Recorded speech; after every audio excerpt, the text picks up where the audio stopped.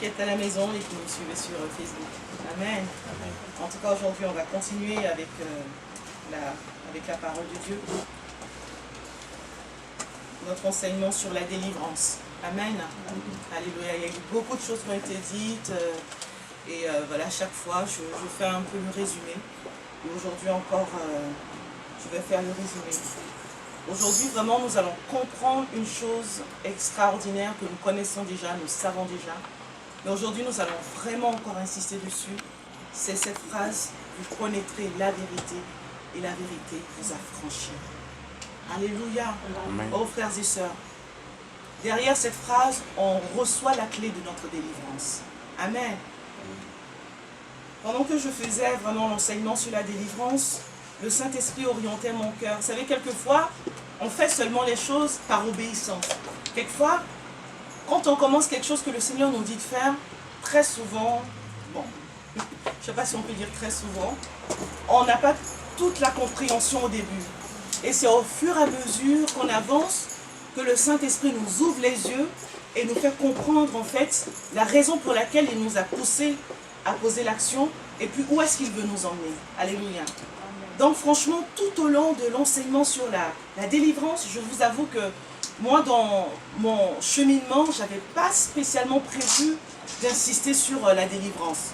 Je voulais parler de l'œuvre du Saint-Esprit et puis, vous savez, faire un peu les choses de manière très scolaire, le Saint-Esprit, la nouvelle naissance, ceci, cela. Et là, quand j'ai commencé à faire cela, le Seigneur m'a dit, la délivrance. J'ai dit, ok, la délivrance, effectivement, j'ai commencé à discuter avec le Saint-Esprit et j'ai réalisé qu'en fait, l'œuvre du Saint-Esprit tournait un peu autour de la délivrance. J'ai dit, ah d'accord, ok Seigneur, là je suis en train d'apprendre moi-même. Vous savez, quand on prépare les enseignements, en général, nous-mêmes, on apprend encore plus, on en apprend encore plus. Amen. Et donc, j'ai continué à développer, et pendant que je développais, frères et sœurs, je réalisais en fait que le Saint-Esprit voulait mettre le doigt sur quelque chose qui vraiment met en retard l'Église de Dieu. Alléluia. J'ai réalisé que le Saint-Esprit, en fait, était en train de me faire mettre le doigt sur quelque chose qui le peigne. Il était en train de me faire mettre le doigt sur une réalité qui, aujourd'hui, au lieu de libérer le peuple de Dieu, le met encore sous le joug de l'esclavage du mensonge du diable. Alléluia.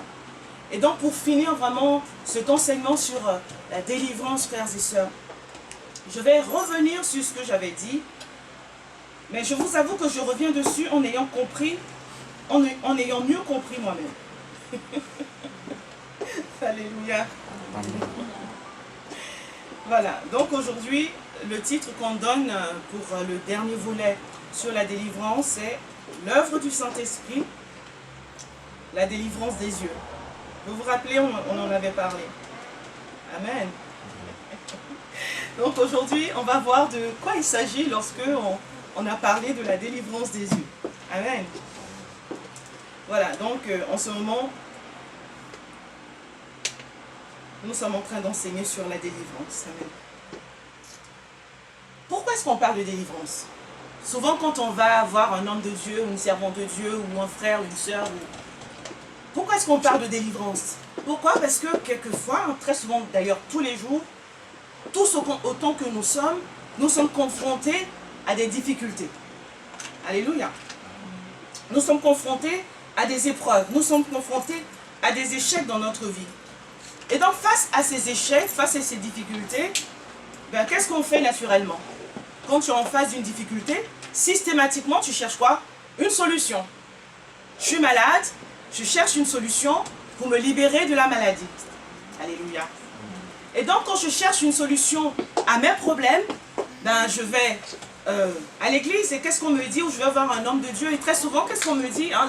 La Bible nous dit, pour trouver la solution à ton problème, qu'est-ce qu'il faut faire? Ou même le médecin, qu'est-ce qu'il te dit?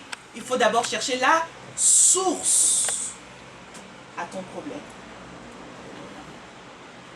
Donc dans la recherche de la source de nos problèmes, dans la recherche de la raison pour laquelle j'ai des difficultés financières, chaque fois que je fais l'effort, j'ai quand même des difficultés financières.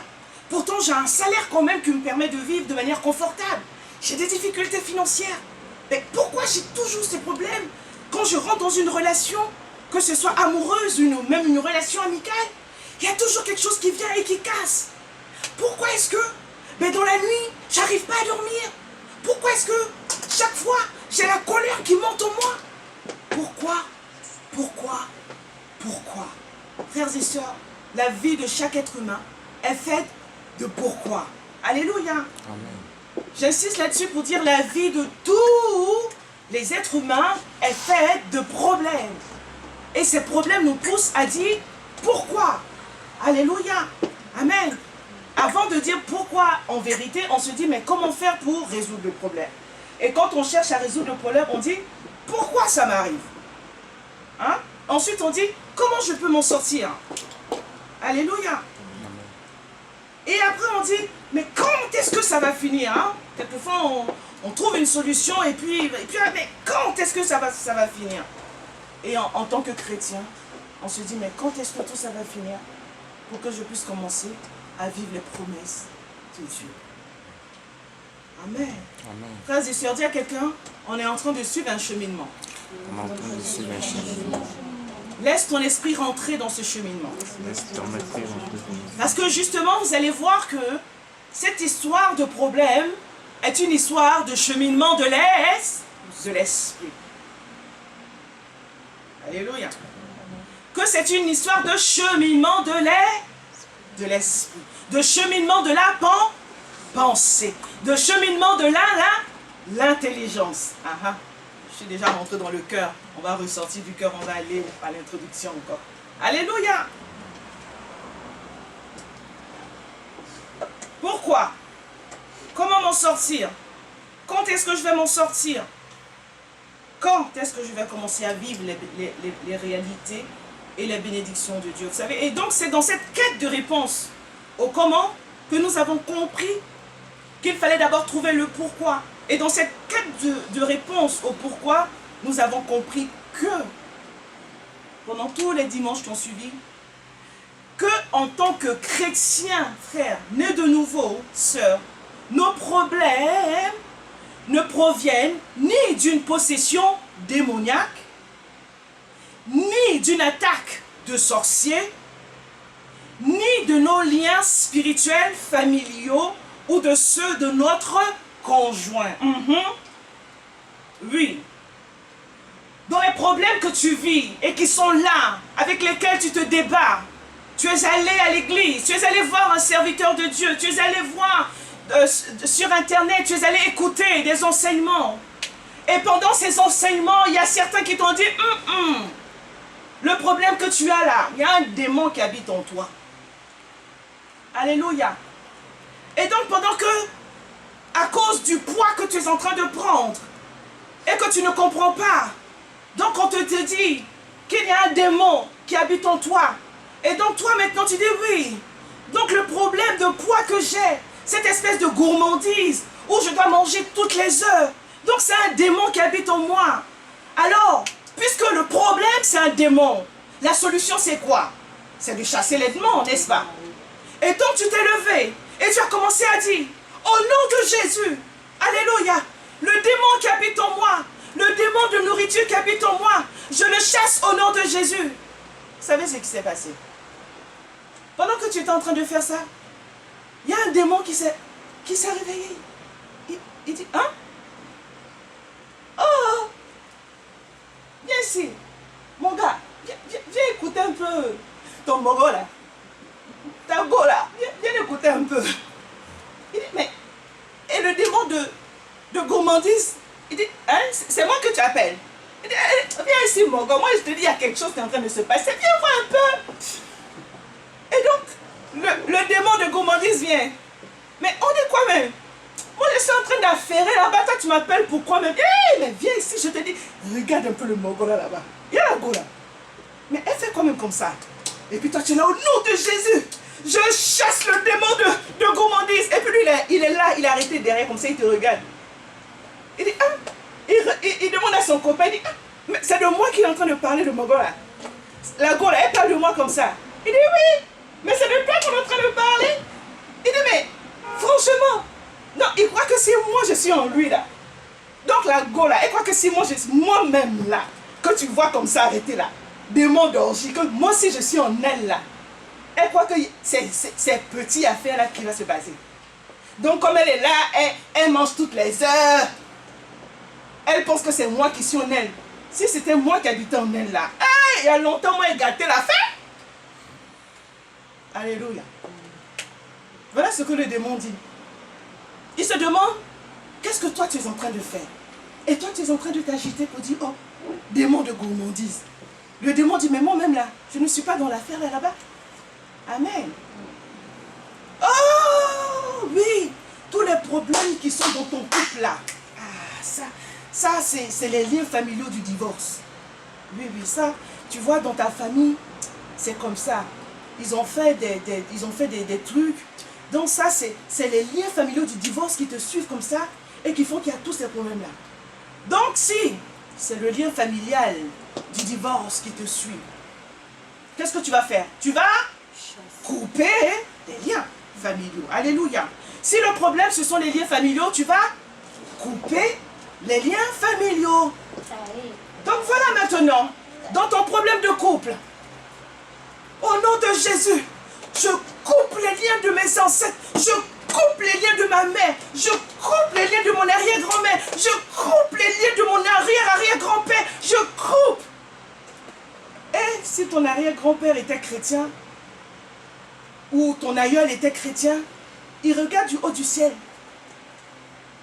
Et puis il dit, ah, mais qu'est-ce que mon arrière-enfant là même est en train de faire là-bas? Alléluia. Amen. Et s'il n'était pas chrétien et qu'il est en enfer, il regarde là-bas et il dit, hé, donc, cette histoire de problème qu'il y a dans son couple là, il appelle son copain. Il dit, tu as vu ce qu'il est en train de faire là-bas? Il dit que, ou elle dit, que les problèmes là avec son mari là, je te dis, on dit que c'est toi. Oh, oui, on dit que ce sont les liens là. Oh, la vérité, oui, la vérité, on dit que c'est ta faute. Donc, celui qui en enfer dit, ah, moi-même j'ai mes propres problèmes ici avec l'enfer. Et on dit que le fait qu'elle soit allée se battre avec son mari là, c'est ma faute. Ah, on va faire comment? On va lui trouver une solution. Moi-même, je me cherche ici. Alléluia. Ton arrière-grand-père n'a rien à voir là-dedans. Ton arrière-grand-mère n'a rien à voir là-dedans. Alléluia. Eux-mêmes, ils sont étonnés de voir ce qui est en train de se passer. Vous savez la conclusion qu'il y a. Alléluia.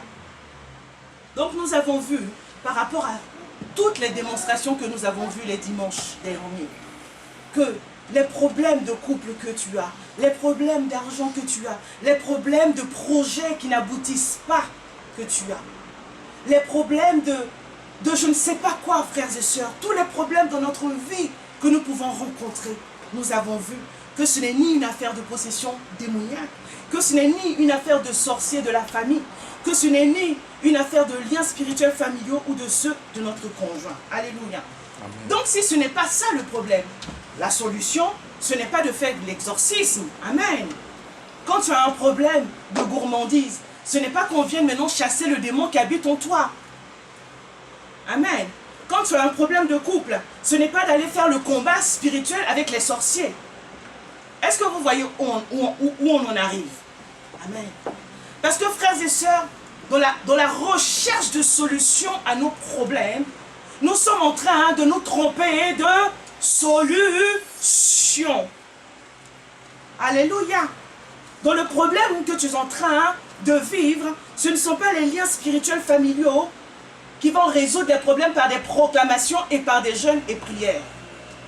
Attention, le jeûne et la prière ne sont pas le problème. La proclamation de la parole de Dieu, ce n'est pas ça le problème. Mais le problème, c'est la manière dont on utilise ces ressources que Dieu a mis à notre disposition. Alléluia. Imaginons, votre enfant est malade. Amen. Il va voir le médecin. Le médecin commence à lui dire, tiens, le suppositoire. Amen. Nous tous, on sait le suppositoire, où est-ce qu'il doit partir. C'est le suppositoire, va l'avaler.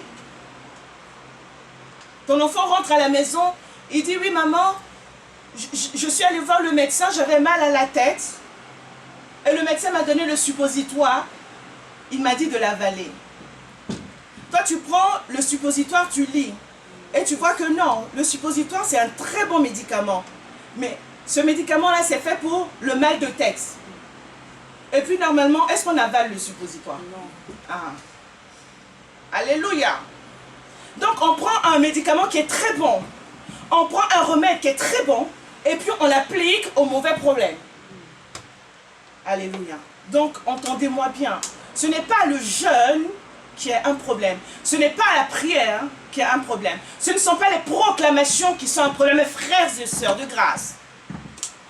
Ce n'est pas la solution pour pouvoir chasser les démons ou pour pouvoir faire de l'exorcisme.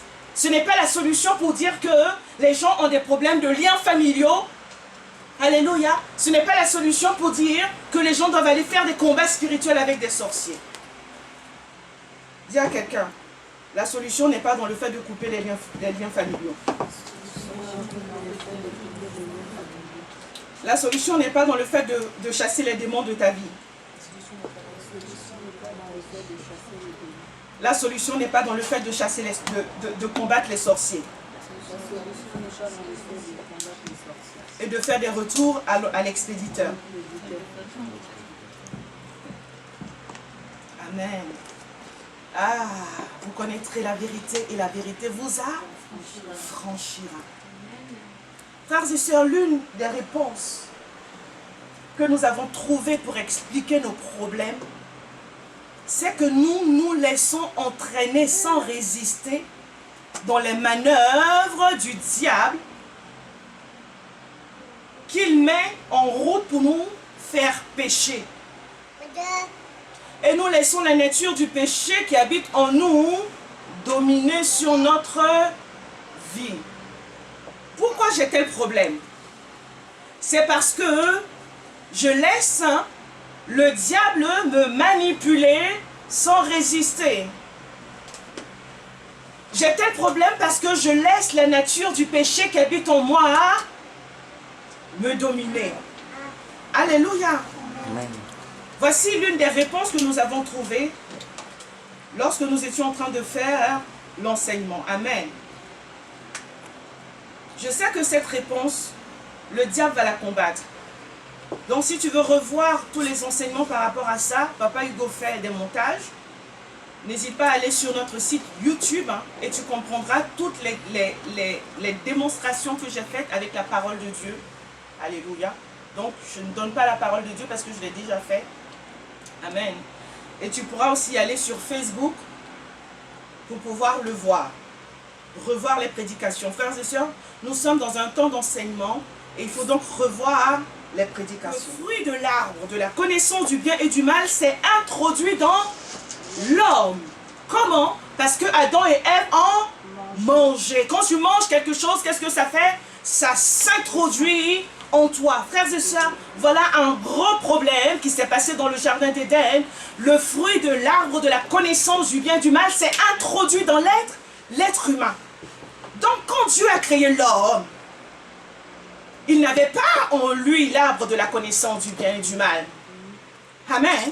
Mais à un moment donné de son histoire, le fruit de l'arbre de la connaissance du bien et du mal est entré en l'homme. Dis à quelqu'un, ça c'est un gros problème. Mais avant cela, qu'est-ce qui s'est passé? Pourquoi Adam et Ève ont mangé? C'est parce que Adam et Ève ont désobéi aux instructions de Dieu. Qu'est-ce qui les a poussés à manger? C'est un acte de désobéissance qui les a poussés à manger. Dis à quelqu'un, oh, la désobéissance, c'est pas bon de... Alléluia. Avant qu'ils ne désobéissent aux instructions, qu'est-ce qui s'est passé? Adam et Ève ont douté du caractère et des intentions de Dieu à leur égard.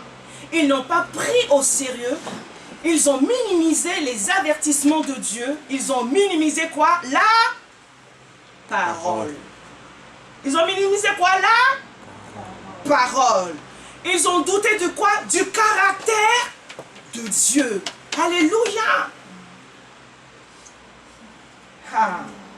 Et pour qu'ils en arrivent à douter du caractère, hein, vous savez, douter, minimiser, hein, ne pas prendre en considération. Regardez ces choses-là qui arrivent petit à petit comme ça et qui font que finalement la porte de ta bénédiction se ferme. Est-ce qu'on peut continuer? Alléluia. Nous sommes dans l'analyse. Donc avant qu'ils en arrivent à douter du caractère de Dieu, à minimiser, à ne pas prendre au sérieux la parole de Dieu, qu'est-ce qui s'est passé? Ils ont manqué de foi en Dieu face aux manœuvres du diable. Alléluia! Avant que le doute ne s'installe, amen, il y a eu un manque de foi. Alléluia. Ils ont manqué de foi en Dieu face aux manœuvres du diable. Le diable est venu s'agiter là, a venu faire ses affaires de séduction, commencer à faire, à danser, à machin. Et Adam et Ève se sont laissés berner. Regarde, fais ça. Et toc. Amen. Amen. Ah, est-ce que ça vous aide à comprendre la source de nos problèmes? Est-ce que ça t'aide à comprendre les sources de tes problèmes? La source de tes problèmes part du fait que tu manques de foi. Amen. Alléluia. Voilà où l'analyse nous mène. Le manque de foi nous pousse à avoir une mauvaise attitude face à la parole de Dieu, une mauvaise attitude vis-à-vis de Dieu. Frères et sœurs, vous imaginez le Dieu Tout-Puissant, créateur de l'univers et de tout ce qui contient, vient te parler. Il te dit des choses. Alléluia.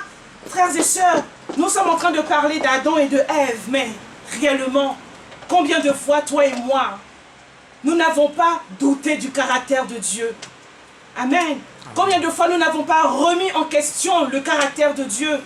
Combien de fois le monde, à travers, ou du moins le diable, à travers des principes du monde ou des mensonges du monde, a voulu dénaturer le caractère de Dieu, où on te fait croire que non. Vous savez, la Bible a dit, Dieu est amour.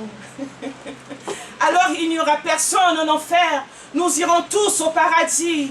Parce que si réellement Dieu est amour, je ne comprends pas pourquoi un tel Dieu peut emmener des gens en enfer. Donc c'est un peu la même chose que Satan a dit à Ève. Oui, mais ne t'inquiète pas, ce Dieu-là c'est un menteur.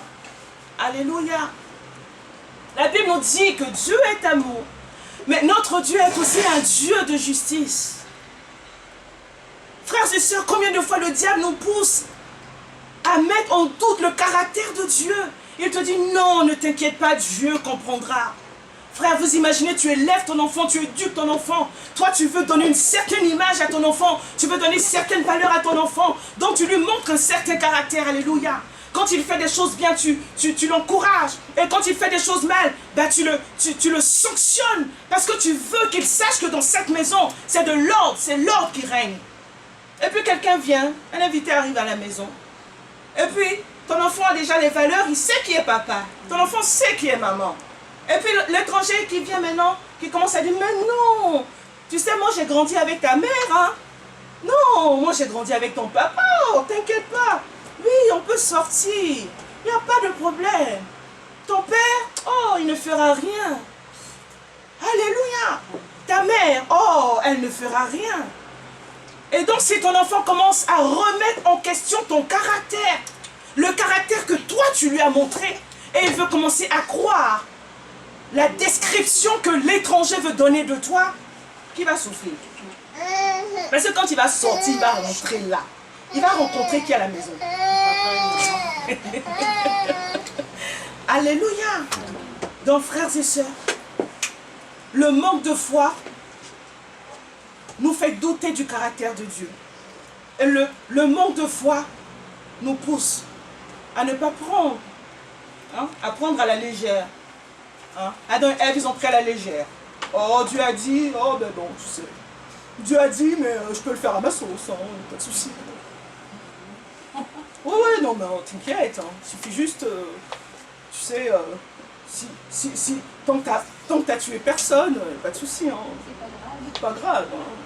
Oh, non, mais arrête. Hein. Est-ce que tu vas à l'église?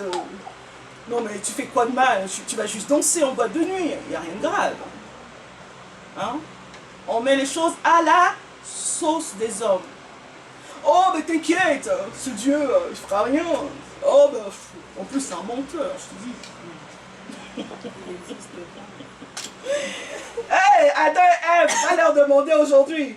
Ils vont te dire, hey, mon enfant, prends pas ce chemin. Dis à quelqu'un, prends pas ce chemin. Prends pas ce chemin. La délivrance. Alléluia. La délivrance. Pour comprendre ou trouver la solution à ton problème, frères et sœurs, faut pas laisser quelqu'un venir te mentir. Non, dis là la pardon, laisse-moi tranquille. Hey, dis Satan, laisse-moi tranquille. Au nom de Jésus, je refuse le mensonge. Frères et sœurs, c'est la vérité de Dieu qui va te libérer. Même si cette vérité te fait mal. Même si cette vérité serre ton cœur comme ça, tu écoutes la parole, mais tu es fâché comme pas possible. Parce que ce que tu entends là, ça te plaît même pas un peu même. Mais tu dis ça là, c'est ça que moi je veux même. Alléluia. Quand je commence à rentrer comme ça, l'accent il va rien revient. Alléluia. Il dit ça là, la vérité là. Alors mets-moi l'alcool là encore. Mets l'alcool. C'est quoi? Mets l'alcool ou bien. Alléluia. Tu vas voir le chirurgien, tu dis, ah, fracasse-moi tout ça, ouvre et enlève. Même s'il faut même que mes yeux soient ouverts pour voir ça là, moi je vois.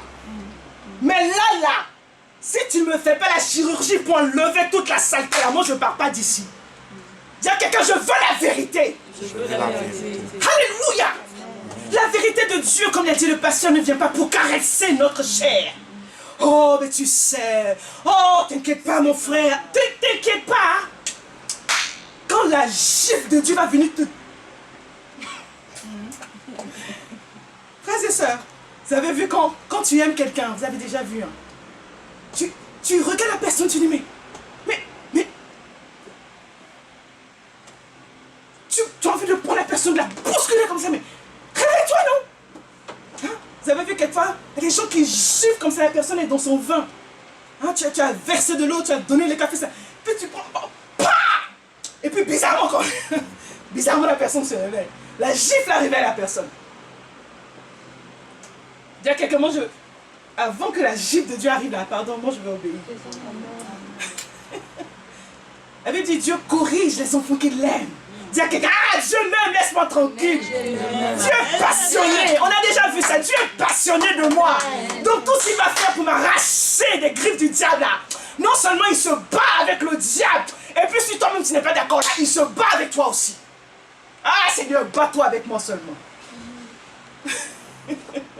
Alléluia. C'est la vérité qui nous affranchit. Est-ce qu'on peut continuer? Donc nous avons analysé. Nous sommes retournés dans le jardin d'Éden et nous avons vu que le vrai problème, la source de notre problème, ça a été un manque de foi. Un manque de foi dans la parole de Dieu. Alléluia.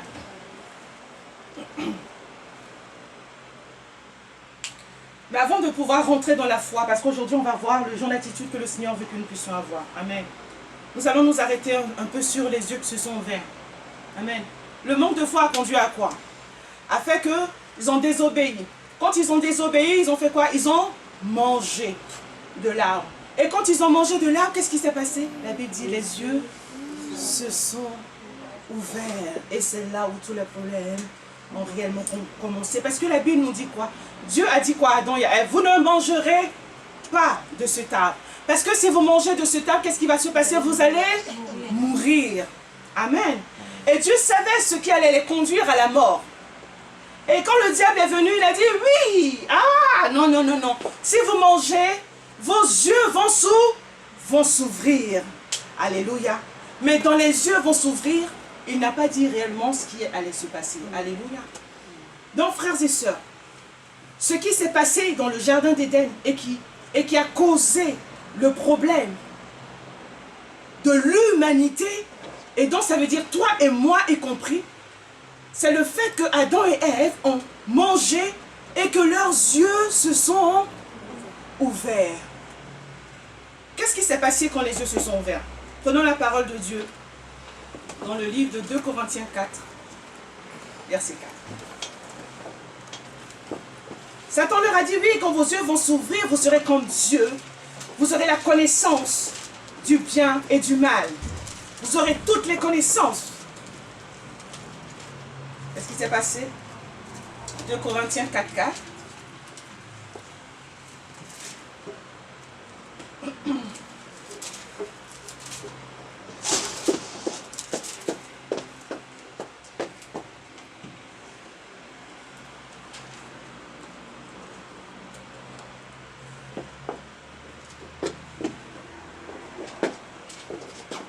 Je lis au nom de Jésus.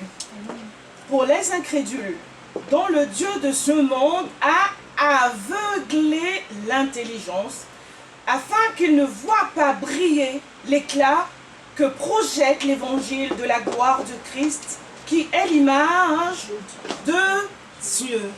Le Dieu de ce siècle a fait quoi? Aveugler l'intelligence. Donc lorsque le serpent dit à Adam et à Ève, vos yeux vont s'ouvrir, en réalité, qu'est-ce qui s'est passé lorsqu'ils ont mangé le fruit? Leurs yeux s'est aveuglé. Alléluia. De quel aveuglement il s'agit? Amen. S'il te plaît, maman bébé, tu peux éteindre la lumière. Ah, comme là, il y a un peu de lumière. Donc, on peut voir. Mais imaginons, c'est bon, tu peux rallumer, s'il te plaît. Merci, mon bébé. Imaginons une salle où on éteint tout. Il n'y a aucune lumière, aucune lueur de lumière. Est-ce qu'on peut voir quelque chose? Alléluia. Donc, lorsqu'ils ont mangé, l'obscurité s'est faite à quel niveau de leur vie? Dans les réalités des choses de Dieu. Amen. Lorsqu'ils ont mangé, leurs yeux se sont refermés sur les réalités du royaume de Dieu et leurs yeux se sont réellement ouverts. Mais sur quoi? Sur les réalités du monde des ténèbres. Amen. Est-ce que ça va? Finalement, qu'est-ce qui se passe? Avant, Adam et Ève regardaient les choses avec la vision de Dieu, mais désormais, ils voient les choses avec la vision du diable. Quel est l'exemple qui se passe tout de suite quand ils mangent? Qu'est-ce qu'il dit? La Bible dit, ils ont pris conscience, ils ont vu qu'ils étaient nus. Et quand Dieu arrive, il dit, mais où est-ce que vous êtes? Ils disent, on s'est caché. Vous voyez déjà l'attitude qui suit. Ils se cachent de la présence de Dieu eux-mêmes. Il dit, mais pourquoi vous vous cachez? Il dit, parce qu'on a vu. Mais vous avez vu quoi? On a vu qu'on était nus. Dieu dit, ah bon? Mais qui vous a appris ça? Qui vous a dit que vous étiez nus? Malheureux que vous êtes. Alléluia. Qui t'a dit que toi, en tant qu'enfant de Dieu, tu es esclave de des sorciers de la famille? Qui t'a dit ça? Alléluia. Qui t'a dit que toi, en tant qu'enfant de Dieu, tu as des liens familiaux qu'on doit couper? Mais qui t'a dit ça? Qui est-ce qui t'a mis cette chose dans la tête? Qui est-ce qui te fait voir les choses comme ça? Alléluia. Donc, la vision du peuple ou d'Adam et Ève a changé. Amen.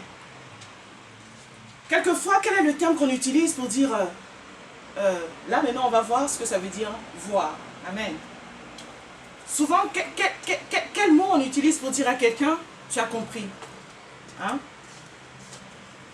Est-ce que tu vois ce que je te dis? Alléluia. Amen. Donc, lorsqu'on nous parle de la vision ici, on parle de quoi? De l'intelligence. Alléluia. Donc, quand on nous dit que les yeux d'Adam et Ève se sont ouverts à la connaissance du bien et du mal, ça veut dire que leur intelligence s'est ouverte à la connaissance du bien et du mal. Mais une connaissance selon le diable.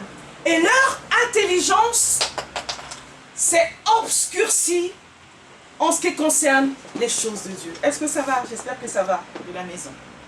Amen. Est-ce que nous suivons toujours le raisonnement? Est-ce que nous voyons toujours le raisonnement? Amen. Je fais exprès de dire voir. Alléluia. Donc on ne va pas traîner. Ici, la vision nous parle de l'intelligence. Amen. Et nous prenons rapidement une définition rapide du mot intelligence dans le dictionnaire. Il nous dit que l'intelligence est la faculté qui permet de discerner. Donc discerner, c'est faire la différence en plusieurs choses. C'est se rendre compte de quelque chose. L'intelligence est la faculté qui nous permet de comprendre. C'est la faculté qui nous permet d'apprendre. C'est la faculté qui nous permet de nous adapter. Donc lorsque Adam et Ève ont mangé de l'arbre, du fruit de l'arbre de la connaissance du bien et du mal, qu'est-ce qu'ils ont fait? Ils ont donné accès. Amen. Ils ont donné accès au diable, à leur intelligence. Amen. Ils ont dit, voici notre intelligence. C'est bon. Tu peux faire ce que tu veux avec. Amen.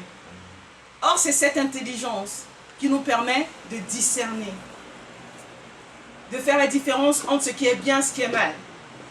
Elle nous permet d'apprendre. C'est notre intelligence qui forge notre caractère.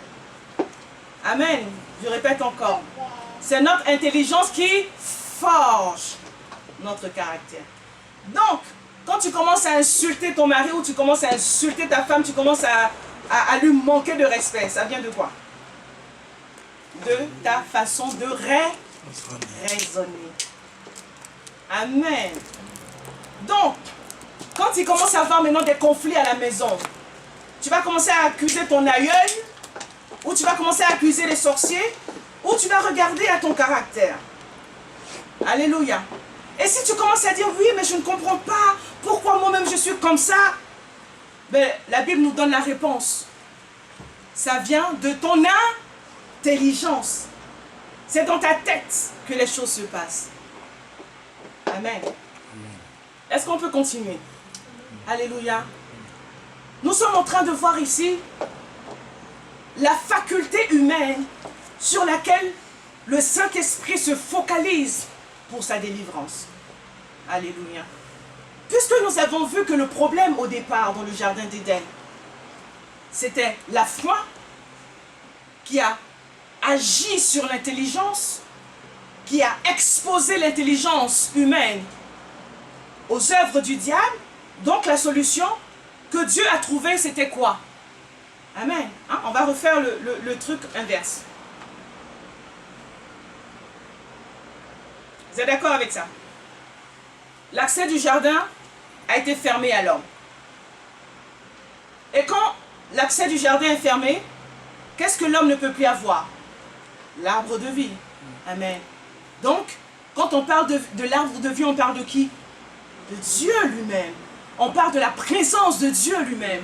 On parle des bénédictions de Dieu lui-même. On parle de la puissance de Dieu elle-même. On parle de la grâce de Dieu elle-même. On parle de Dieu et de tout ce qu'il représente. Alléluia.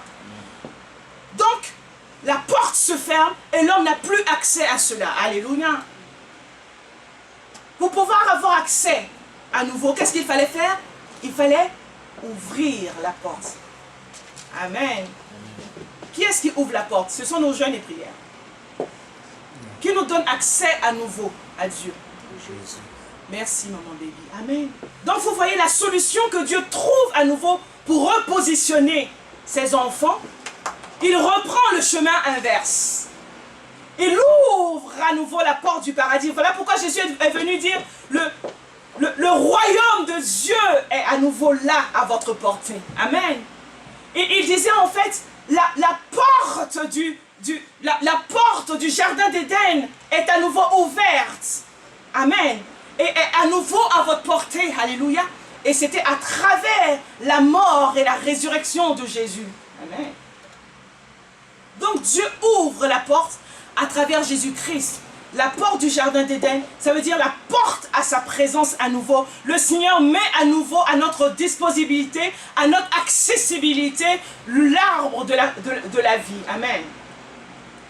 Quand il ouvre la porte comme ça, qu'est-ce qui se passe? La Bible nous dit que fait Jésus encore? Puisque le fait que la porte soit fermée, c'était le résultat de la sentence de Dieu, n'est-ce pas?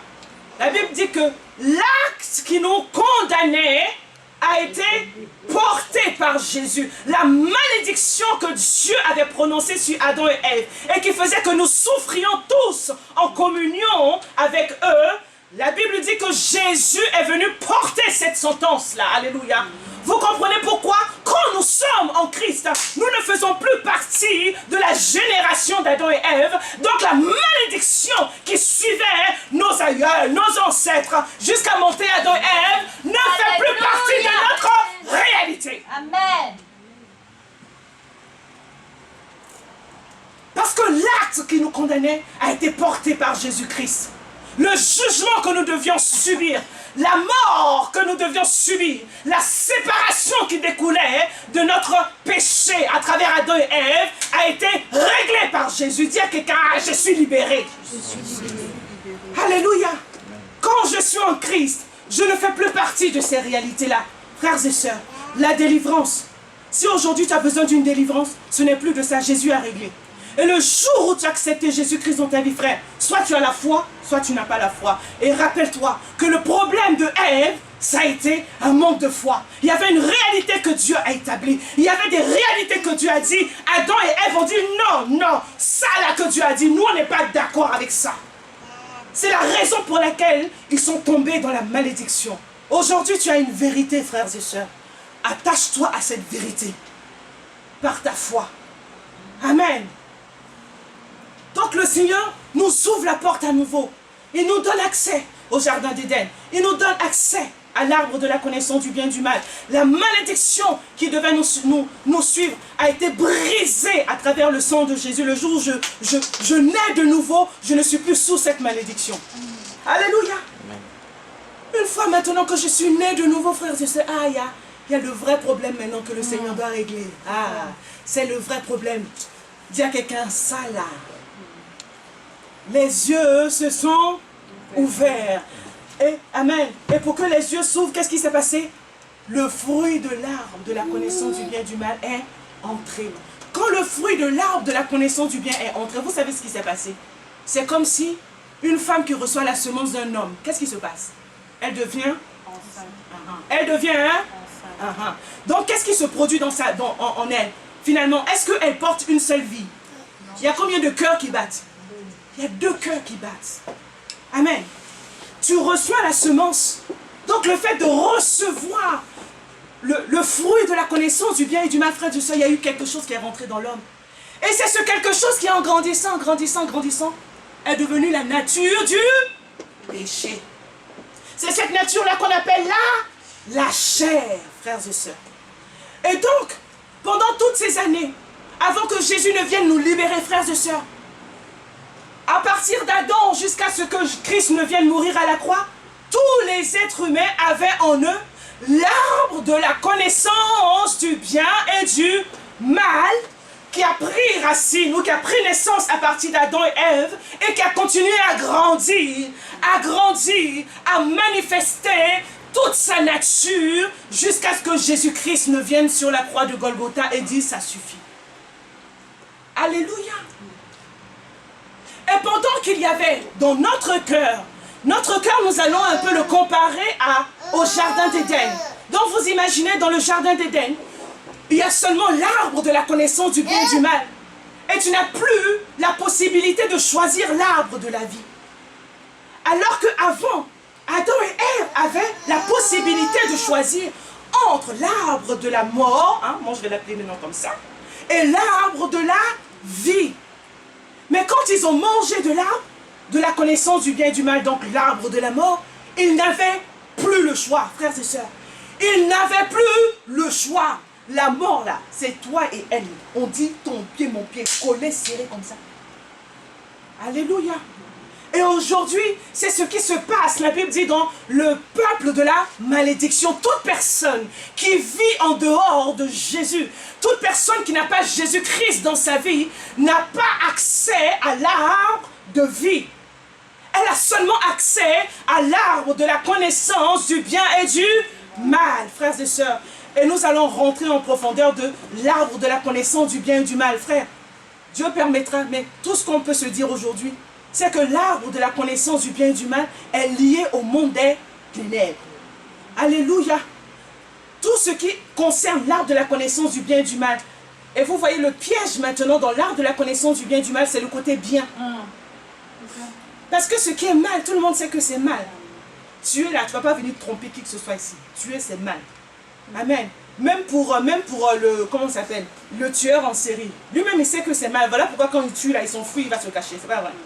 Sinon, tu tues et puis tu viens, j'ai tué un tel, voilà.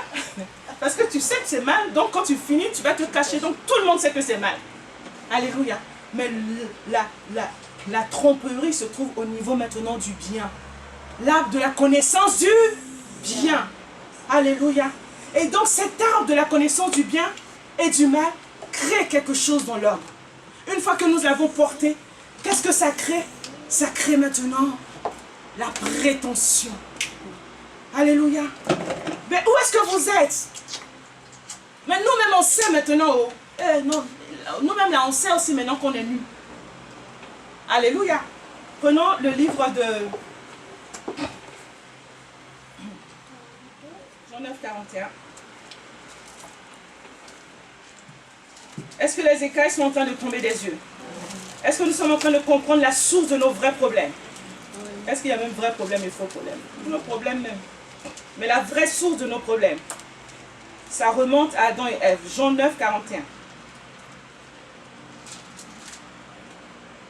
Jean chapitre 9, 41, vous allez voir quelque chose.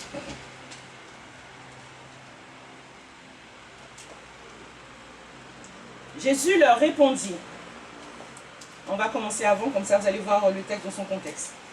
Puis Jésus dit, je suis venu dans ce monde pour que, je suis venu dans ce monde pour un jugement, pour que ceux qui ne voient pas, voient, et pour ceux qui voient, deviennent aveugles. Quelques pharisiens qui étaient avec lui entendirent ces paroles et lui dirent, nous aussi, sommes-nous aveugles? Écoutez le verset 41. Jésus leur répondit, si vous étiez aveugles, vous n'auriez pas de péché. Mais en réalité, vous dites, nous voyons, ainsi donc, votre péché reste. Alléluia. Le prince de ce monde a ouvert leurs yeux afin d'obscurcir leur intelligence en ce qui concerne les choses de Dieu. Et donc quand Jésus vient, qu'est-ce qu'il fait? Il s'attaque aux yeux. Il dit, je suis venu pour faire une chose, rendre aveugles ceux qui croient qu'ils voient. Alléluia. Et donner la vue à ceux qui ont pris conscience qu'ils sont aveugles. Alléluia. Donc vous voyez que le problème de Jésus, le problème du Saint-Esprit, c'est de traiter l'œil, c'est de traiter les yeux. Et nous avons dit que le synonyme des yeux, c'est l'intelligence. Alléluia. L'intelligence, c'est ta manière de voir les choses. C'est ta manière de comprendre les choses. C'est ta manière de réfléchir. C'est le cheminement. Alléluia. Nous allons dire qu'il y a une intelligence française. Alléluia. Nous allons dire qu'il y a une intelligence gabonaise. Pourquoi? Parce qu'il y a une manière de voir des Gabonais. Il y a une manière de voir des Français. Il y a une manière de voir des Antillais. Et comment vient cette manière de voir? Très souvent, c'est par l'éducation. C'est par la culture. Donc, ils viennent et qui façonnent. On dit l'intelligence, c'est notre faculté à comprendre, à apprendre les choses. Donc, lorsque Adam et Ève ont ouvert leur intelligence au diable, le diable a commencé à leur inculquer maintenant. sa vision des choses. Il a commencé à les éduquer selon son propre cœur, selon ses propres principes. Aujourd'hui, le monde tout entier est sous la domination de la vision des choses du diable. Alléluia. Et le Seigneur Jésus, lorsqu'il vient et qu'il nous donne accès, il traite à nouveau. Il veut refaire notre éducation à travers le Saint-Esprit. Dis à quelqu'un, s'il y a un truc sur lequel tu dois porter ta délivrance, c'est sur ton intelligence. Alléluia. Parce que c'est par ton intelligence que le Saint-Esprit va te rééduquer. Il va te montrer à nouveau les choses de Dieu. Alléluia. Amen. Amen. Par notre intelligence. Dis à quelqu'un, Seigneur, rééduque-moi. Seigneur, rééduque-moi. Seigneur, rends-moi aveugle et donne-moi la vue. Et c'est un peu ce que le Seigneur a fait avec l'apôtre Paul sur le chemin de Damas. Waouh! L'apôtre Paul savait tout. L'apôtre Paul connaissait tout. L'apôtre Paul, waouh! Quelle boule d'orgueil! Quelle boule de suffisance! Il savait tout, la Bible dit. Sur le chemin de Damas, Dieu a fait quoi? Il a aveuglé. Alléluia. Et lorsque son cœur s'est ouvert à Dieu, et que ses yeux se sont ouverts, il a commencé à voir les choses autrement. Oh Seigneur, fais-moi voir les choses comme toi. Alléluia. Oh Seigneur, lorsque je rencontre quelqu'un en chemin, et je vois la personne qui me regarde, et qui m'insulte, et qui me shoot même du pied, au lieu de regarder la personne en disant, oui, cette personne, elle ne m'aime pas. Oh Seigneur, je veux voir les choses comme toi, et dire, waouh, cette personne, elle a des problèmes. Amen. Je dois l'aider. Hey! Alléluia. Frères et sœurs, voilà ce que le Seigneur veut faire. La Bible nous dit que le Saint-Esprit jette nos regards. Lorsque nous acceptons Jésus, il porte nos regards sur la gloire de Dieu. Et pendant qu'on regarde la gloire de Dieu, on regarde Jésus. On regarde Jésus, on regarde Jésus. Et quand on regarde Jésus, on voit le caractère de Christ. Lorsqu'on regarde la parole de Dieu, on voit Jésus à travers. Et pendant qu'on continue à regarder Jésus, on regarde sa gloire, on commence à lui ressembler. On lui ressemble au fur et à mesure pendant que nous avons les yeux fixés sur lui. Parce que le Saint-Esprit nous transforme. Il nous transforme par le renouvellement de l'intelligence. Amen. Il dit, soyez transformés, soyez des femmes qui dégagent tellement l'amour de Dieu que lorsqu'elles sont dans leur couple, le monsieur regarde, il dit, ah ouais, ça là, c'est Jésus lui-même qui est là. Alléluia. Oh, le caractère de Christ. Voilà ce que le Saint-Esprit veut. Donc quand tu as des problèmes dans ton couple, là, va pas chercher la gueule là-bas, c'est pas son problème. Quand tu étais en train de te fâcher, d'insulter, le Saint-Esprit t'a dit, tais-toi, tu n'as pas écouté là. C'est ton aïeul qui t'a dit de ne pas écouter. Alléluia.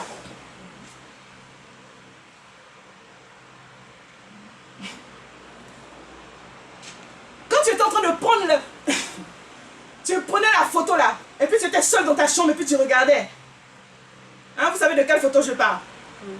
Et le Saint-Esprit te disait, non, fais pas ça, et puis tu l'as fait là. C'est les liens familiaux des aïeuls là qui est sorti là-bas de son tombeau qui est venu te... Je vous parle à vous, je vous parle à moi. Alléluia. Le démon, il est occupé là-bas. Amen.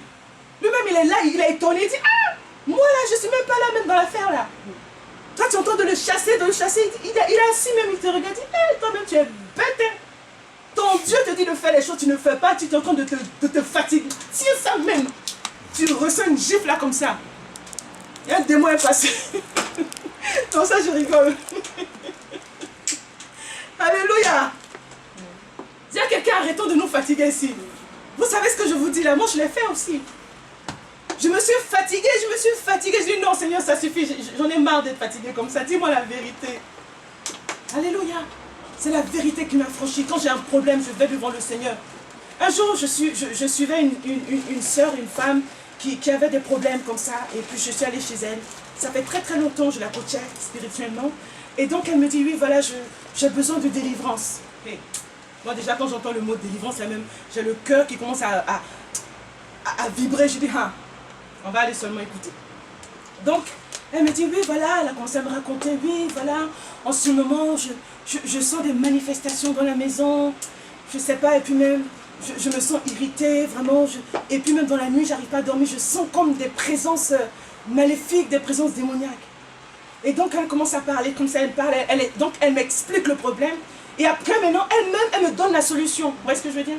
Elle me dit donc voilà, donc je t'ai appelé, c'est pour que tu puisses vraiment chasser les démons, c'est pour que vraiment tu puisses prier pour moi parce que je sens que j'ai des possessions démoniaques. Et puis aussi, vraiment, je voulais te dire, quand j'étais en Afrique, voilà, j'ai appris que mon aïeul, un tel, avait fait des pactes avec telle chose. Donc vraiment, je crois que c'est pour ça que j'ai des problèmes dans mon couple et tout. Donc vraiment, j'aimerais aussi qu'on puisse... Donc tu vois, elle m'a expliqué le problème et elle-même, elle me donne le cahier de charge. Donc tu vas me faire de l'exorcisme, après on va couper les liens familiaux et puis comme ça, moi je serai tranquille. J'ai pris ma Bible, j'ai mis de côté, j'ai commencé à lui poser des questions. Je dis, ma soeur, ces derniers temps, qu'est-ce que tu fais? Elle dit, comment je fais? Qu'est-ce que je fais comment? Je dis, mais ces derniers temps, qu'est-ce que tu fais dans ta vie de pas bien, qui n'est pas selon la parole de Dieu? Alléluia. Elle a commencé à regarder, elle dit, mais non, moi je vois pas vraiment, moi, en ce moment, il n'y a rien, moi je donne ma dîme, je fais ceci, elle a commencé à dire tout ce qu'elle faisait qui était bien. Je dis, c'est très bien. Vous savez, comme le jeune homme riche avec Jésus, hein? Oui, je fais ci, je fais ça. Jésus dit, regarde encore, il y a encore quelque chose là. Donc je lui dis, non, ma soeur, il y a quelque chose encore. Qu'est-ce que tu fais? Est-ce que... Hein? Donc j'ai commencé à l'aider. Je dis, mais est-ce que tu ne regardes pas des films bizarres? Hein? Oui, est-ce que dans ton cœur, il n'y a pas... Est-ce que tu n'as pas la colère contre quelqu'un, tu n'as pas encore réglé? Elle me dit, non, vraiment. Je dis, bon, ok, on va prier. Amen. Je sentais comme ça dans mon cœur, je dis, on va prier. Et on a commencé à prier, Seigneur, grand Dieu. Vraiment, étends ta main, nous savons que tu es le Dieu qui, de la vérité, Seigneur, nous prions afin que tu nous montres ce qui se passe et tout. Et pendant qu'on était en train de prier, elle s'arrête, elle dit, oui, évangéliste, en fait, je sens dans mon cœur que je dois te dire ça. Tous les matins, quand je me lève, j'allume mon ordinateur et je regarde l'horoscope. Je regarde l'horoscope. Pour certaines personnes, c'est rien. Alléluia. Mais est-ce qu'en regardant l'horoscope, tu ne sais pas que tu es en train de faire de la sorcellerie? Le sorcier dont tu as peur là. Donc le sorcier que tu voulais qu'on chasse de la famille là, toi-même tu étais en train de pratiquer la sorcellerie. Alléluia. Et donc j'ai pris la parole de Dieu, je lui ai dit, parler maintenant de la divination. Hein? Le Seigneur dit de ne pas aller voir les femmes, les personnes qui tirent les cartes. Hein? Donc tout ça, ça s'appelle de la divination. Des choses qui sont un peu dans nos cultures, aller voir le marabout, aller voir Nganga. Aujourd'hui même, ils ont changé de nom, c'est plus des Nganga, c'est des guérisseurs, s'il vous plaît. Voilà. Voilà. Donc, c'est quoi ces Nganga? C'est quoi ces guérisseurs? En réalité, c'est des choses bonnes, hein? La connaissance du bien, mais qui sont inspirés, hein, ou qui sont suivis de pratiques démoniaques, de pratiques occultes. Donc eux, quand ils font leur guérison, ils ne vont pas dire que leur pouvoir ou leur puissance vient de Jésus. Ils vont dire que leur pouvoir ou leur puissance vient de l'esprit qu'ils ont invoqué. Alléluia. Donc l'arbre de la connaissance, certains appellent ça de la magie blanche. Non, non, moi je fais de la magie blanche. Non, la magie blanche, la magie noire, ça vient du même arbre. L'arbre de la connaissance du bien et du mal, qui sont eux-mêmes source du diable. Alléluia. Donc vous voyez, sœurs, frères et sœurs, la sœur, elle regardait seulement, hein, nous on va dire, ah, seulement. Non. Pendant que tu regardes ça, tu es en connexion, surtout toi en tant qu'enfant de Dieu, tu es en connexion avec le monde des ténèbres. Parce que les personnes qui font les horoscopes, où est-ce qu'ils vont tirer leurs prédictions? Ce n'est pas Jésus qui les inspire. Alléluia. Ils tirent leurs prédictions du monde des ténèbres. Alléluia. Nous avons vu la dernière fois comment est-ce que des esprits démoniaques peuvent donner des prophéties qui sont justes. Amen. Parce qu'ils sont dans le monde spirituel. Et donc quand ils voient les choses. Alléluia. Donc ils donnent des choses qui sont justes, mais leur inspiration vient du monde des ténèbres. Et donc quand toi tu regardes ces choses et tu les acceptes, tu fais un lien avec le monde des ténèbres et tu ouvres une porte. Alléluia. Et quand tu ouvres une porte, frères et sœurs, c'est là maintenant, les esprits maléfiques commencent à venir. Ils vont commencer, ils ne vont pas rentrer en toi, mais ils vont, comme je vous l'avais dit, hein, ils vont commencer à t'agiter. Ils vont commencer à t'oppresser. C'est là où maintenant tu te lèves le matin, tu n'es pas bien, tu commences à devenir grossière. Tu commences à insulter tout le monde, tu commences à t'énerver comme tout le monde. Pourquoi? Parce que ton environnement spirituel a été pollué par une pratique. qui était contre la volonté de Dieu. Alléluia.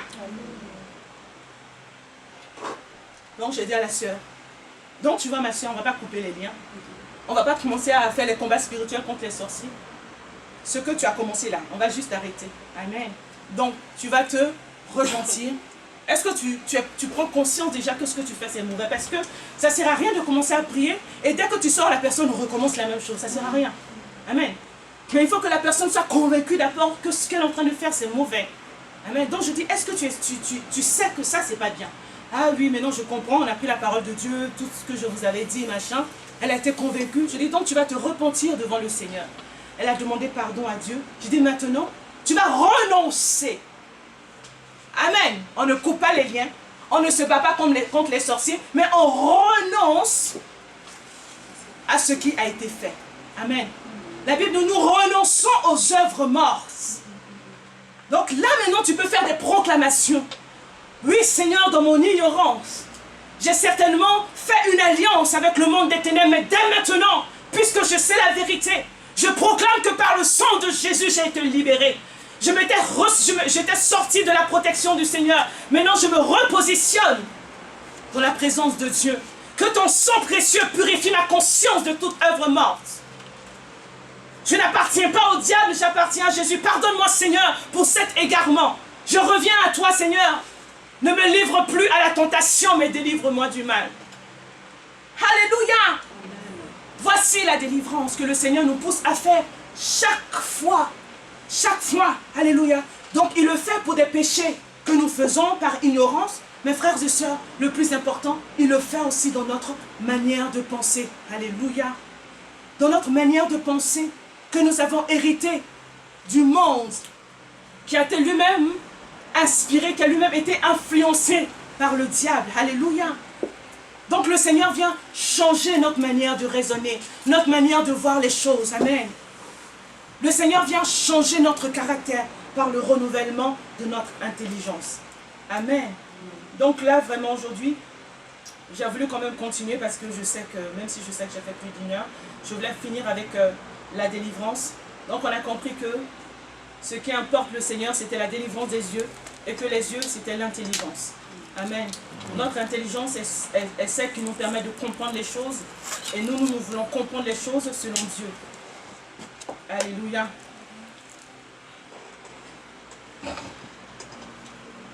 Voilà pourquoi le Seigneur nous dit dans Apocalypse 3, 18. C'est pourquoi je te donne un conseil. Achète chez moi de l'or purifié au feu pour devenir réellement riche, des vêtements blancs pour te couvrir afin qu'on ne voit pas ta honte, et un collier pour soigner tes yeux afin que tu puisses voir clair. Alléluia. Et Jésus lui-même, dans le livre de Luc, chapitre 4, nous dit ceci. D'abord, Luc 11 nous dit, tes yeux sont comme une lampe pour ton corps. Si tes yeux sont en bon état, tout ton corps jouit de la lumière. Mais s'ils sont malades, tout ton corps est plongé dans l'obscurité. Voilà pourquoi ce que le Saint-Esprit fait, il vient illuminer les yeux de notre cœur, afin que nous puissions voir briller le glorieux évangile de Christ. Voilà la délivrance que le Saint-Esprit fait. Une fois qu'il nous ouvre la porte du paradis à nouveau, lorsqu'il nous ouvre la porte du jardin d'Éden à nouveau, il s'attaque maintenant à nos yeux, c'est-à-dire notre intelligence, et il refait notre éducation. Alléluia. Pour refaire notre éducation, qu'est-ce qu'il utilise? La parole de Dieu. Amen. Il utilise la parole de Dieu. Frères et sœurs, il ne commence pas à te dire va prendre du sel. Vous voyez, il y a tellement de pratiques qui sont entrées dans l'église qui sont des mensonges du diable, frères et sœurs. Il ne te dit pas va chercher du sel, va chercher une huile. Hein. Vous savez, il y a même des huiles spéciales maintenant qu'on les appelle l'huile d'onction, mais vous savez, une huile spéciale. Ce n'est pas ton huile d'olive ou que ton huile simple que tu prends, tu pries dessus. Non, non, non. Il y a maintenant des églises qui font des huiles spéciales, soi-disant, hein, qui disent qu'ils le font à la manière d'avant et tout. Donc, c'est des huiles spéciales. Donc, le sang de Jésus, là, ça n'a plus de pouvoir. Ce sont maintenant le jeûne et les prières de cet homme-là, de Dieu, de cette femme de Dieu, maintenant qui donne la puissance à une huile spéciale. Hein. C'est ça qui donne la puissance à du sel pour pouvoir toi te délivrer. Dis à quelqu'un non. Connaîtra la vérité et la vérité t'affranchira. Alléluia. Le Seigneur a vraiment voulu que je puisse rester sur ça. Donc gardons vraiment bien Éphésiens chapitre 1 verset 18. Nous allons nous arrêter sur ça. Éphésiens 1, 18. Il nous dit qu'il illumine les yeux de votre cœur pour que vous sachiez quelle est l'espérance qui s'attache à son appel, quelle est la richesse et la gloire de son héritage qu'il réserve aux saints, qu'il ouvre les yeux de votre cœur. Amen. Lorsque les yeux de nos cœurs sont ouverts, lorsque nous voyons clair à nouveau entre l'arbre de vie et l'arbre de la connaissance du bien et du mal, frères et sœurs, lorsque tu vois clair et que tu as le choix, tu as l'opportunité de choisir maintenant, le Seigneur te donne la liberté, comme il a donné à Adam et à Ève, de faire un choix par ta foi. Amen. Dieu aujourd'hui nous donne à nouveau la possibilité de choisir entre l'arbre de la connaissance du bien et du mal. Donc ça veut dire entre les œuvres de la chair et l'arbre de vie, c'est-à-dire les œuvres du Saint-Esprit, les instructions du Saint-Esprit. Aujourd'hui, nous avons le choix à nouveau, parce que nous avons été introduits à nouveau dans le jardin d'Éden, où il y a l'arbre de la connaissance, où il y a l'arbre de la vie. Amen. Dans notre cœur, aujourd'hui, la Bible nous dit que le Saint-Esprit vit en nous. Et le Saint-Esprit est l'image de l'arbre de la vie. Amen. Mais en nous se trouve aussi l'arbre de la connaissance du mal qui est représenté par la nature charnelle, la nature pécheresse. Maintenant, le Saint-Esprit, lorsqu'il est là, il délivre ton intelligence à travers la parole de Dieu. Il te permet de voir clair. La Bible dit, il illumine les yeux de ton cœur, afin que lorsque quelque chose se présente, une pensée se présente, un enseignement se présente, une parole se présente, que tu puisses avoir la capacité de faire la différence, de discerner et dire que ça vient de Dieu, ou alors ça vient du diable, ça vient de la chair, ou ça vient de l'arbre de la connaissance du bien et du mal. Et à ce moment-là, puisque tu es capable de faire la différence, tu as maintenant le pouvoir de choisir. Dis à quelqu'un, c'est toi qui choisis. Mes frères et sœurs, vous ne pouvez pas imaginer à quel point la capacité de choisir est une grande grâce que Dieu nous a redonnée, que Jésus nous a redonnée. Parce que lorsqu'on n'a pas Christ, on ne peut pas choisir. Tu es soit avec le mal qui est dans l'arbre de la connaissance du bien et du mal, soit avec le bien qui est dans l'arbre de la connaissance du bien et du mal. Or, frères et sœurs, vous allez voir que toujours le bien qui est attaché à l'arbre de la connaissance du bien et du mal est attaché à l'orgueil. Alléluia. Même quelquefois, quand on fait du bien à quelqu'un, au plus profond de notre cœur, on s'assoit et puis on dit, ah ouais, ah oui, qu'est-ce que je suis gentil moi-même. Ah ouais, ah, regarde comment la personne m'aimait bien, ça c'est grâce à moi. Si tu es quelqu'un de fanfaron, tu vas le raconter à tout le monde. Mais si tu es quelqu'un de soft, même si tu le dis à personne, tu souris, tu la mets dans ton cœur, tu es bien satisfait de toi-même. Et puis toi-même, tu es Dieu au milieu même du monde, et puis tu es assis même, non, puis tu es au centre de toutes choses. Alléluia. Et ce genre de gentillesse-là, ça te conduit où? À la mort. Amen. Parce que la Bible dit, Dieu ne regarde pas l'apparence, mais Dieu regarde au cœur. On peut tromper les hommes, mais on ne peut pas tromper Dieu. Amen. Voilà pourquoi l'apôtre Paul nous dit, de quel amour tu me parles? Tu es en train de donner tous tes biens aux gens. Tu es en train même de vouloir aller mourir, mais quand je regarde dans ton cœur, il n'y a pas l'amour. Tu vas aller mourir banzan. En Côte d'Ivoire, on dit, tu vas aller mourir pour rien. Tout ce que tu fais là, la Bible dit, c'est comme une cymbale qui retentit. Pour Dieu, ça n'a aucune valeur. Voilà pourquoi, quelquefois, on veut faire l'œuvre de Dieu avec la connaissance du bien et du mal. Ah, et puis tu es content, tu dis, oui, moi-même, j'ai bien fait l'œuvre de Dieu, mais quand Dieu te regarde, il dit, zéro. Merci. Amen. Amen. Est-ce que ça t'a fait du bien? Amen. Alléluia. Est-ce que ça t'a fait du bien? J'ai voulu suivre ce que le Saint-Esprit a voulu que je fasse. Je suis convaincue, j'ai beaucoup parlé. La dernière fois, le Seigneur me parlait comme ça. Il m'a dit, non, t'inquiète pas ma fille. Il faut que tu aies la foi. Amen. Que même lorsque tu donnes tes prédications, quelquefois on a l'impression qu'on n'a pas tout dit, on n'a pas dit les choses de la bonne manière. Il m'a dit, mais tu comptes sur quoi? Tu comptes sur ton potentiel à être structuré, tu comptes sur ton potentiel à bien expliquer les choses, ou tu comptes sur mon potentiel à moi? Je dis, ah pardon, moi je ne vais pas discuter avec toi Seigneur, moi je ne suis pas là pour me battre avec toi. me voici entre tes mains, Seigneur, fais comme tu veux. Il m'a dit non, donc fais ce que je te dis de faire et après, fais-moi confiance. Pour ce qui concerne le cœur de mes enfants, ça sera entre eux et moi. Frères et sœurs, j'ai la conviction que même des choses que je n'ai pas dit et que j'ai l'impression que parce que je ne l'ai pas dit, vous n'allez pas comprendre. J'ai compris que le Saint-Esprit qui sait parler à travers moi saura aussi vous parler à travers sa parole, à travers d'autres moyens pour vous emmener là où il veut que vous puissiez aller. Alléluia.